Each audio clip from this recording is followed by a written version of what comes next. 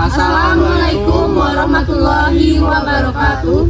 Kami dari kelompok 7, saya Heskia Starskidul Siombing, Saya Nugraheni Sihombing. Saya Ratu Ratih Renjani. Saya Ranti Andriani. Saya Ahmad Kadafi. 3. Perlawanan Banten terhadap VOC. Belanda pertama kali datang ke Indonesia pada tahun 1596. Kala itu dipimpin oleh Cornelis de Houtman, tepatnya di Banten, Jawa Barat. Namun Belanda langsung diusir oleh penduduk Banten karena dianggap kasar dan sombong. Ketidaksukaan rakyat Banten terhadap Belanda ini berlanjut hingga tahun 1656, di mana kala itu Banten dipimpin oleh Sultan Ageng Tirtayasa. Banten memiliki posisi strategis sebagai bandar perdagangan internasional. Pada tahun 1619, VOC membangun bandar di Batavia. Terjadilah persaingan antara Banten dengan Batavia memperebutkan posisi sebagai bandar perdagangan internasional. Oleh karena itu, rakyat Banten sering melakukan serangan-serangan terhadap VOC. Pada tahun 1656, Banten melakukan serangan terhadap VOC. Pada tahun 1651, Pangeran Surya atau yang biasa dikenal dengan Sultan Ageng Tirtayasa naik tahta di Kesultanan Banten. Ia mencoba memulihkan perdagangan internasional di Banten sekaligus menandingi perkembangan VOC di Batavia. Beberapa kebijakan yang ia buat misalnya seperti mengundang para pedagang Eropa lain seperti Inggris, Prancis, Denmark, dan Portugis. Ia juga menjalin hubungan dengan negara Asia seperti Benggala, Persia, Siam, Tonkin, dan Cina. Sultan Ageng Tirtayasa melakukan perlawanan terhadap VOC pada tahun 1651 karena dianggap menghalang-halangi perdagangan di Banten. Dalam menghadapi Sultan Ageng Tirtayasa, VOC menggunakan politik divide et impera, di mana dia mengadu domba antara Sultan Ageng Tirtayasa dengan putranya yang bernama Sultan Haji yang dibantu oleh VOC. Sultan Ageng Tirtayasa adalah penguasa kerajaan Mataram yang menentang VOC karena alasan berikut. Yang pertama, tindakan monopoli yang dilakukan VOC. Yang kedua, VOC sering menghalang-halangi kapal-kapal dagang Mataram yang akan berdagang ke Malaka.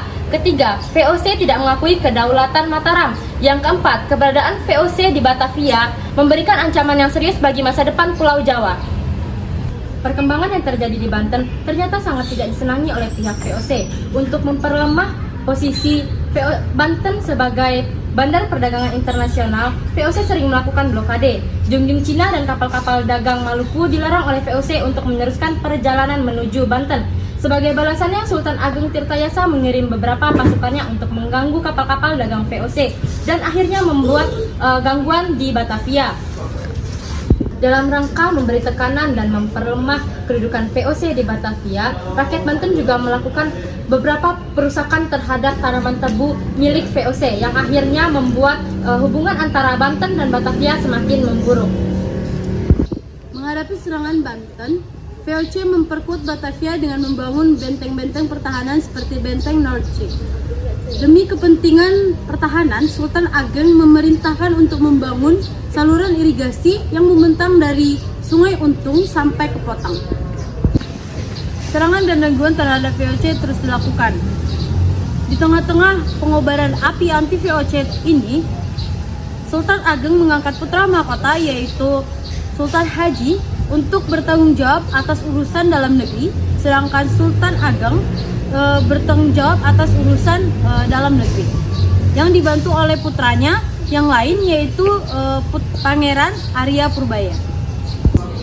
Pemisahan urusan pemerintahan tersebut tercium oleh perwakilan VOC yang berada di Banten yaitu W. Kemp. Ia kemudian mendekati Sultan Haji dan menghasutnya agar pemisahan pemerintahan di Banten dapat melongsorkan jabatannya menjadi sultan. Sultan Haji menjadi sangat khawatir apabila dirinya tidak segera dinobatkan menjadi sultan, ada kemungkinan bahwa Pangeran Arya Purbaya menggantikan posisinya sebagai sultan. Tanpa pikir panjang, Sultan Haji membuat kesepakatan bersama VOC untuk merebut Kesultanan Banten.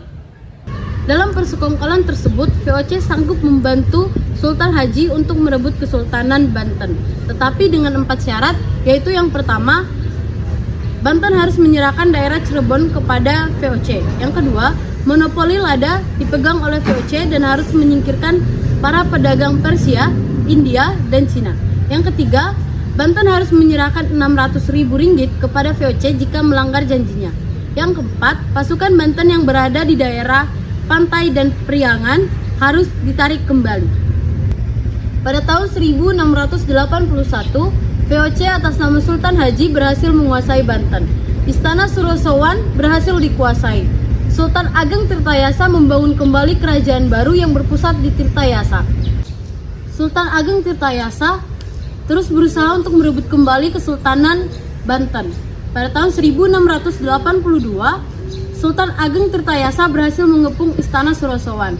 Sultan Haji merasa terdesak dan meminta bantuan dari VOC.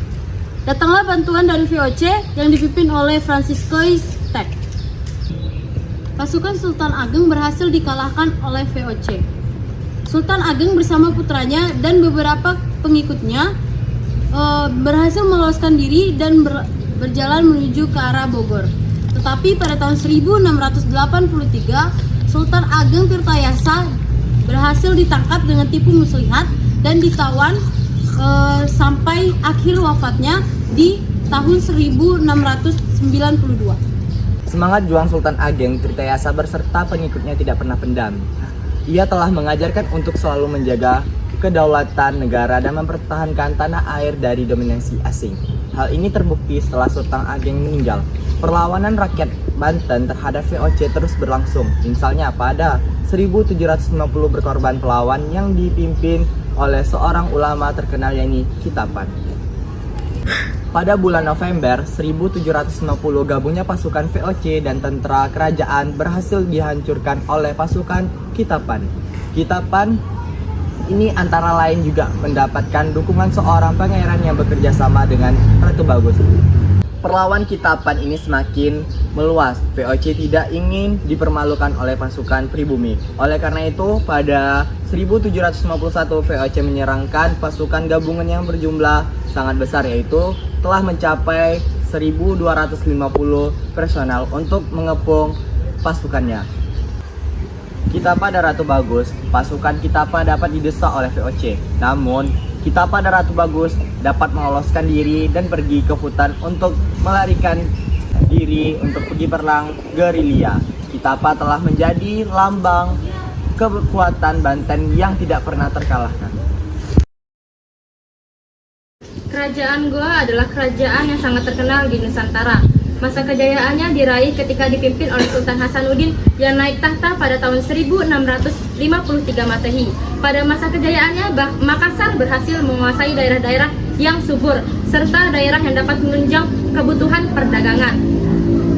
Sultan Hasanuddin adalah sosok raja yang sangat anti terhadap dominasi asing. Oleh karena itu, dirinya sangat menentang keberadaan VOC yang kala itu sedang menguasai daerah Ambon. Pusat pemerintahannya terletak di Somba Opu, sekaligus menjadi pelabuhan di kerajaan Goa. Somba Opu senantiasa terbuka kepada siapa saja. Banyak para pedagang asing yang tinggal di kota itu, seperti orang Inggris, orang Denmark, Portugis, dan Belanda. Mereka diizinkan untuk membangun loji di kota itu. Masyarakat Goa ingin anti terhadap tindakan monopoli perdagangan. Masyarakat Goa ingin hidup merdeka dan bersahabat kepada siapa saja tanpa hak istimewa apapun. Masyarakat Goa senantiasa berpegang kepada prinsip sesuai dengan kata-kata tanahku terbuka bagi semua bangsa. Tuhan menciptakan tanah dan laut. Tanah dan laut, tanah dibagikan untuk semua manusia dan laut adalah milik bersama. Dengan prinsip tersebut, Goa dapat berkembang dengan cepat.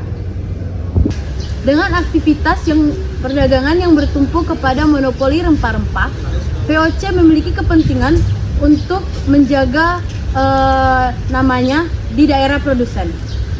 Hal ini tentu saja menimbulkan konflik kepentingan terhadap VOC dengan kerajaan Goa. Kerajaan Goa yang sebagai penghasil rempah, sedangkan VOC sebagai monopoli rempah di timur Hindia. Penyebab terjadinya perlawanan Goa terhadap VOC. Yang pertama, VOC menginginkan monopoli perdagangan di daerah timur. Yang kedua, VOC melakukan blokade terhadap kapal-kapal yang berlabuh di Somba Opu. Itu pun sebaliknya. Sebagai contoh, kapal-kapal pengangkut rempah-rempah dari Maluku yang berangkat ke Malaka sebelumnya singgah dulu di Bandar Somba Opu. Begitu pula dengan dagangan dari barat yang akan masuk ke Malaka juga melakukan muat di Somba Opu. Dengan melihat posisi Makassar atau kerajaan Goa yang begitu strategis, VOC berusaha keras untuk dapat mengendalikan Goa. VOC ingin menguasai pelabuhan Somba Opu dan menerapkan monopoli perdagangan. Untuk itu, VOC harus dapat menundukkan kerajaan Goa. Berbagai upaya telah dilakukan untuk melemahkan posisi Goa. Contohnya, pada tahun 1634, VOC melakukan blokade terhadap pelabuhan Somba Opu, tetapi gagal karena perahu-perahu Makassar yang kecil, lincah, dan mudah bergerak di antara pulau-pulau yang ada. Bahkan dengan menggunakan perahu-perahu tradisional seperti Padewakang, Sope, dan yang sudah begitu terkenal Pinisi, sudah bisa mengarungi perairan Nusantara. VOC merasa kesulitan untuk menangkap perahu-perahu tersebut. Oleh karena itu, saat kapal-kapal VOC sedang patroli dan menemui kapal-kapal orang Bugis, Makassar, dan yang lainnya, segera diburu, ditangkap, dan dirusaknya. Raja Goa, Sultan Hasanuddin, ingin segera menghentikan tindakan VOC yang anarkis dan provokatif. Sultan Hasanuddin menentang ambisi VOC yang ingin memaksakan monopoli di Goa. Seluruh kekuatan dipersiapkan untuk menghadapi VOC. Benteng pertahanan mulai dipersiapkan di sepanjang pantai.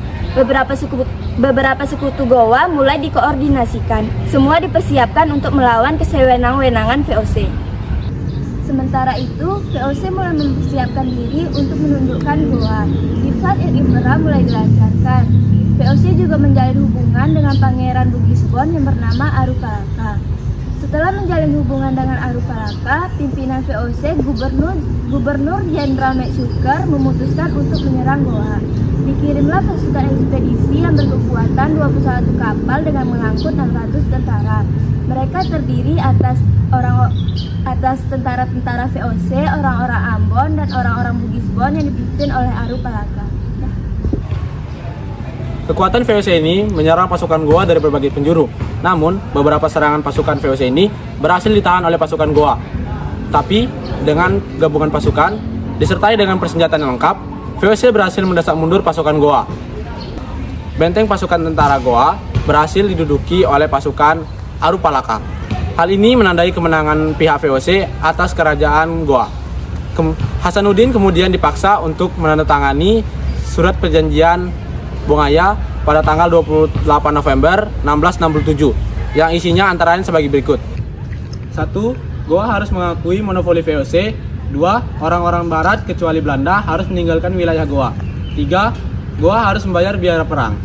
Sultan Hasanuddin tidak ingin melaksanakan isi perjanjian tersebut karena isi perjanjian tersebut bertentangan dengan hati nurani dan semboyan masyarakat Goa Makassar. Pada tahun 1668, Sultan Hasanuddin mencoba menggerakkan kekuatan rakyat untuk melawan kesewenang-wenangan VOC. Namun, usaha perlawanan itu segera diredam oleh pihak VOC. Bahkan benteng pertahanan kerajaan Goa jatuh dan dikuasai oleh VOC. Dengan sangat terpaksa, Sultan Hasanuddin harus melaksanakan isi perjanjian Bongaya. Dengan ditandatanganinya perjanjian Bongaya, VOC memang berhasil mengendalikan peran politik kerajaan Goa. Tapi, VOC tidak mampu mengendalikan dan memaksa monopoli perdagangan di perairan Indonesia Timur. Dengan prinsip bebas berdagang, mereka menyeludup ke berbagai kota dan pelabuhan untuk berdagang, termasuk perdagangan rempah-rempah di Maluku. Artinya, VOC gagal dalam mengendalikan perdagangan yang dilakukan oleh orang-orang Bugis Makassar.